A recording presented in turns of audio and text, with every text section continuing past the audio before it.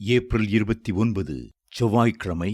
யாரை நிந்தித்தாய்? யாரை நிந்தித்து தூஷித்தாய்? யாருக்கு விரோதமாய் உன் சத்தத்தை உயர்த்தினாய்? நீ இஸ்ரவேலின் பரிசுத்தருக்கு விரோதமாயல்லவோ உன் கண்களை மேட்டுமையாக ஏறெடுத்தாய்.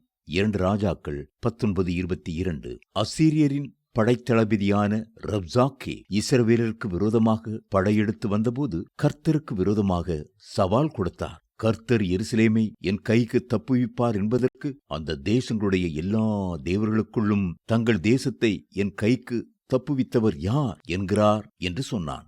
2 ராஜாக்கள் 18:35. சவாலான அவனுடைய கேள்வி இஸ்ரவேலின் ராஜாவாகிய எசேக்கியாவுடைய உள்ளத்தையும் தேவ ஜனங்களின் உள்ளத்தையும் உடைத்தது. அசிரியா ராஜா ஒவ்வொரு தேசமாக கைப்பற்றி வெற்றி சிறந்து கொண்டே இருந்தபடியால் இஸ்ரவேலர் அவனுக்கு மிகவும் பயந்தார்கள்.